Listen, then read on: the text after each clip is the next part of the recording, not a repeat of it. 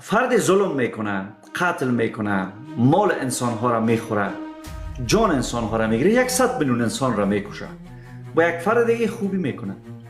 این فردی که ظلم کرده چی کسی ازی باید انتقام بگیره؟ میمیره، قدرت هم داره و تابوتش را هم طلایی در زمین، در زیر زمین میکنه. چی زندگی داشت؟ و عدالت چه وقت با وجود میاد؟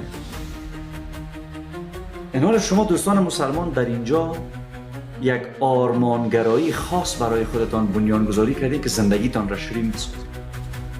او آرمانگرایی شما چی است؟ شما میگین اون فرد در اون دنیا پیشوری مستاد میشه و خدا او را آتش میزنه. خب تا آتش زدنش هم نمیبینید، تو چون بهشت میری و جهنم میره. آتش زدن انسان به خاطر هر جنایتی غیر منطقی، غیر عقلانی و غیر انسانی هست. خدایی را درجاش میگذاریم.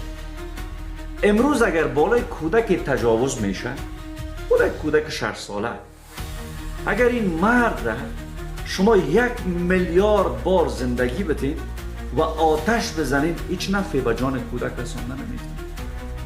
هیچ دردی از بدن کودک که زیر بار مرد بزرگسال جان خود از دست داده، خدایتان که در این دنیا نتونست عدالت را ایجاد کنه، در اون دنیا بعد از اینکه اسکلت شدیم برای ما عدالت قرار است وارد کنه.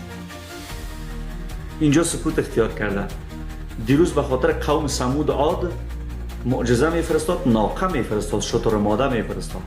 دیروز به خاطر رخت خواب محمد که یک رسوایی جنسی با ماریه قبطیه داشت، تمام ملائک را پایین فرستاده بود. به خاطر قوم لوط تمام ملائک را پایین فرستاد، به اندازه که اومدن سر ملائک بچه بازی کنند. به خاطر موسی رود نیل را پارچه پارچه کرد. به خاطر عیسی گوشتگان مرده را زنده میکرد.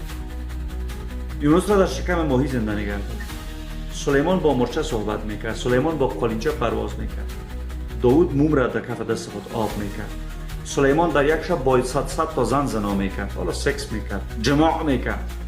این همه معجزات امروز چرا یکی از اون معجزات را ما نمیبینیم؟ شما دیدین کسی بالای یک کودک تجاوز کرده باشه به سنگ تبدیل شده باشه؟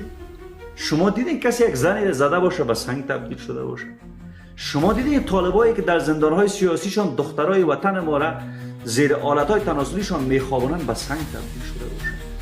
ما ندیدیم. دیدیم بفرمایید دیدیم.